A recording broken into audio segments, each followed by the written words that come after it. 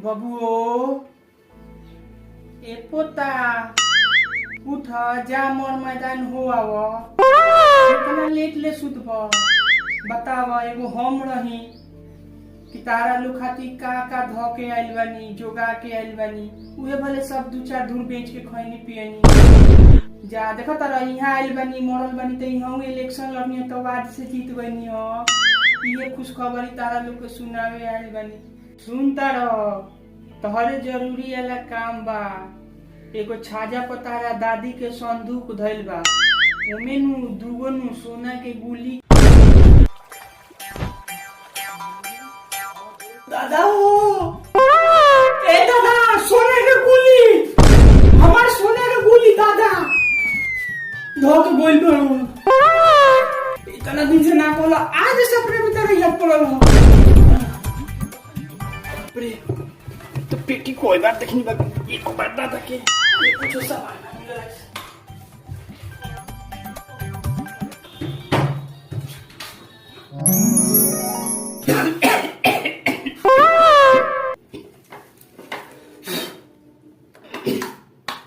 का दादा ये सब पेटी में धइले बा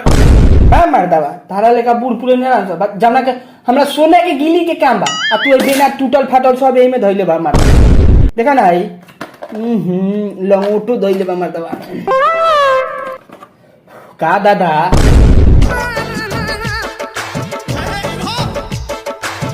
अब हम कैसे पेटी में सोने के गुली खोजी कहाँ धइले बड़ा का बात खाली पेटी कह के चल गइल साफ साफ बतैबो ना कैलक हमर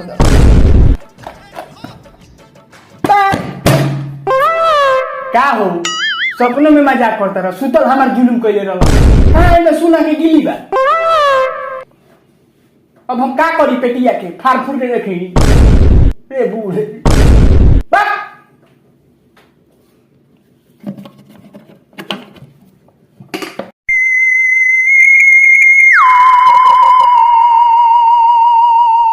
कहरी लागो तो एक आध कट्ठा छोड़ के गोल बारन कहा हमरा खातिर सो मार दवा सब बेच के पी गोल रहा अरे ई का हो अब हम एकरा के कैसे समझी कि का हो तो सब जरल फरल बा मर्दवा के और कोनो काम ना रहे कि कागज में बिल करत चलत रहे लेकिन हमर दादा इतना ही केली पूर्वक थोड़े रहो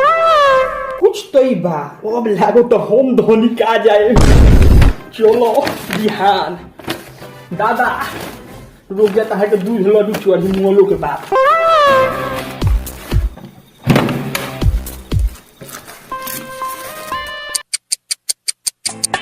जाए दादा का कैसन तू एथी छोड़ के गोल बड़ा कि हम काले से हैरान बनी कि कहाँ वो अब सोना के गुलिया फिर 10 बार सपना सुतनी कि तू अभियो से सपना में आके कह दो कि कहाँ बा हो ये मिलल जितना बूढ़ रहन सन पुरान का बड़ा उड़न रहन से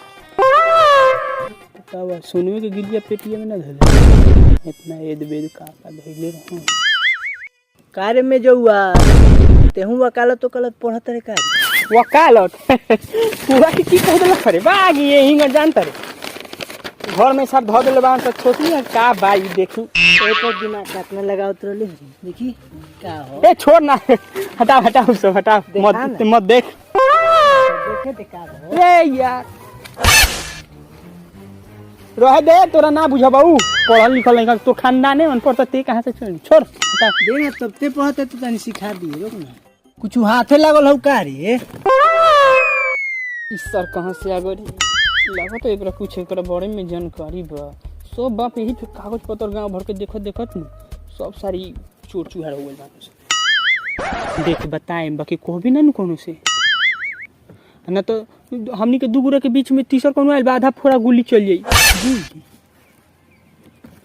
देख बताओ तनी हेने अब तक तनी पढ़ल बारे नु तोरा तो सब जानकारी होई बाक सार उतना खातिर आदमी बाउर थोड़े बा रुक हम तुरंत देख देनु दे एकरा के हेने बाक सारी तो हमरो नहीं के बुझा हां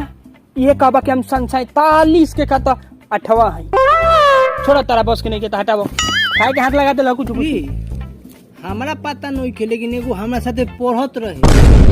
रुक हम ओकरा लगे फोन करू नाक्सा देखे में नु एक्टर हो एक्टर बोला ना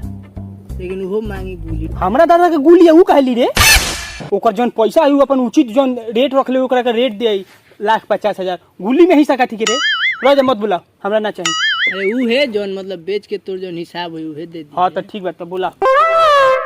हां हेलो नक्शा देखले साहेब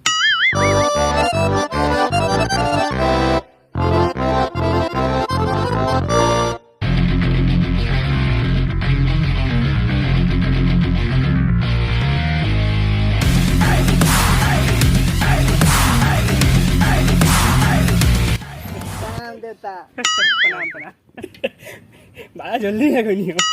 अरे महाराज तनी सब खा पी के रेडी होत रहने तो लेरा फोन गइल अब देखिए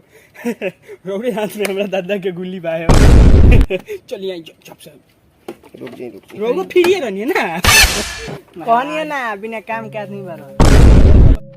बड़ी जोकड़ी आइल ना सब जाननी हमनियो के पहले समझत नहीं जाओ बाकी अब तने आंखवा से उड़े ब्लॉक केला नहीं हम तो खोज दे रहनी है गुली लेकिन ए महाराज चुप रही लोग सोची दी लोग हमरा रोकी यार यही तो हई राउर घर हजनी हो बा देखले धो लेला ने महाराज हइसन हइसन नाक से आदमी नचा के बिक देवेला ए महाराज बीजी मत हटी नहीं के देखे के तो अरे महाराज तब मैंने तो गुलिया हाथ से बिगवा देम रहुआ हमने एक किस्मत सुनी डुबावे चुप रही आइला। महाराज रुकी देखिए हमनी कभी हेजा बानी सो हाँ। ठीक बा कहिए होते देखिए देखो चेमनी बा बराबर हम दादा यही जे मैदान बैठत रहन देखी रहुआ धइनी बात के जोन एकदम किटकिटा के धइनी अब लागो तो गुल्ली तो चोयन सो देखी तो पहिलका हमनी के काम बनता है चेमनी पर गल चेमनी पर जाल जरूरी बा तो हमनी के चलेगा चलो सही ना ए नक्शा इनके दे दो धरी चलो आदमी पढ़ल लिखल बा आदमी सब जाना बढ़िया रह दे जना चोरी हुई हां ठीक है चली चली हमनी के एकदम सीधा जा रहल पानी चल हां इनकर दादा नु उनकर अरे लछनु रे वैसे भाटा पर मैदान करे देख हम चाहत नहीं कि यही जैसे फिर जाई गुल्ली तोरा लेवे के बा हिसाब चल आराम से मने कोनो खराब तना अरे और दादा तो महाराज देखे से बड़ा धनिक मोनिक लागत है मत कहीं मर्दवा इतना धनिक रहबनु कि दिसंबर ले आम छी बस अभी ले दुआरी पाठी होई चली चली अब पहुंच गल बने से ये बैठा हो आई ना सब हम तो कोड दम पूरा चिमनी से जल्दी चली चली आगो निसन अब हेजवा भगवान के नाम था के कोरी तो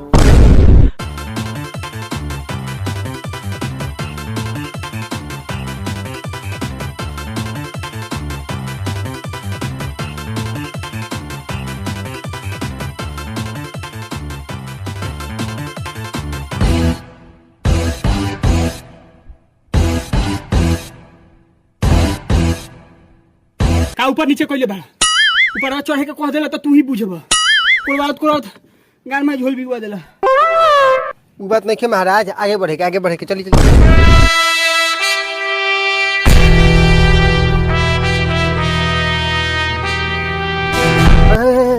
देखी लगाओ लबर लबर हाथ कटा दे उंगलिया बा माजी बे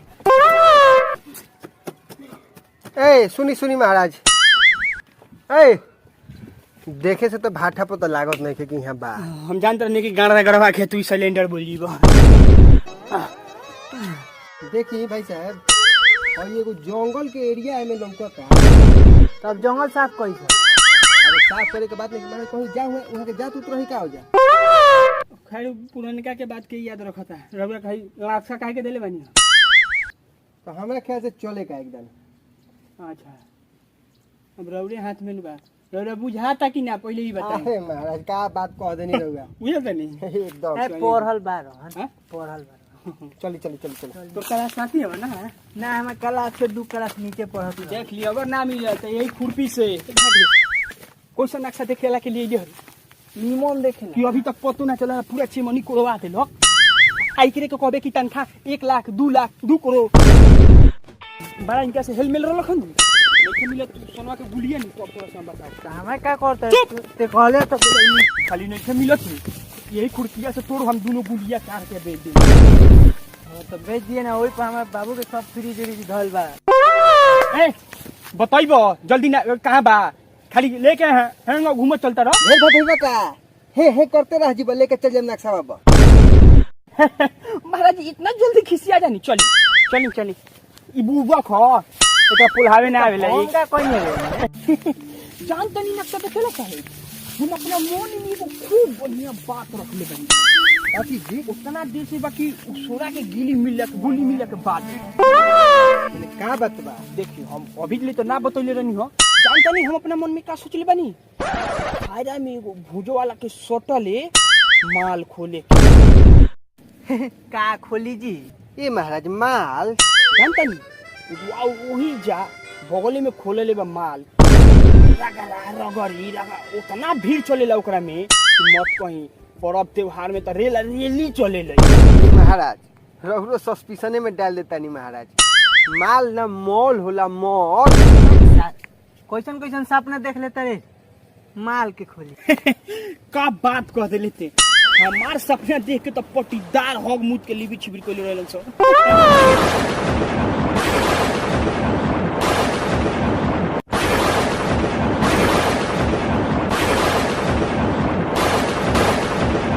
महाराज रुकी, कुछ संदेश लाग रहल बा।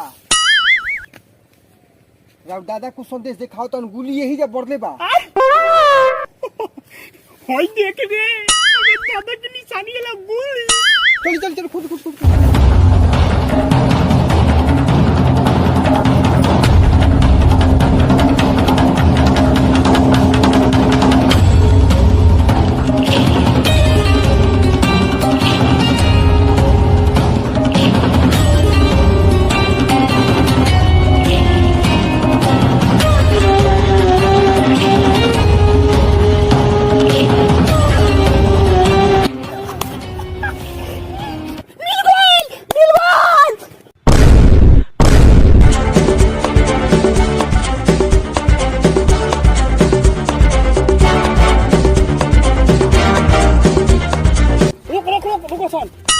देखला बहुत बड़का गुली बा।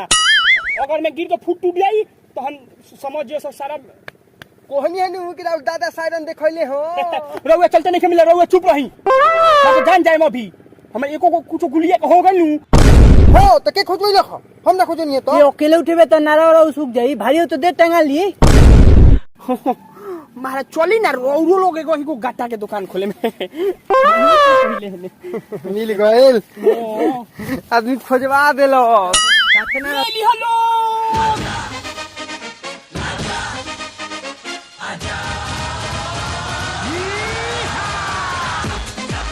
नमस्कार भाई लोग, हमनी के सोना के गुली कैसन लागल है वीडियो?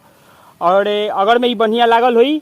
तो एकरा में हम लोग के आधा फाड़ा दे देम। एकरा के लेकिन लाइक करी, शेयर करी और सब्सक्राइब भी करी और कमेंट में भी बताई कि सोना के गुली रउआ लोग के चाहिए कि ना चाहिए। महाराज हम लोग के हाँ तोरा तो मिलबे करी। चल वे महाराज रहे दी।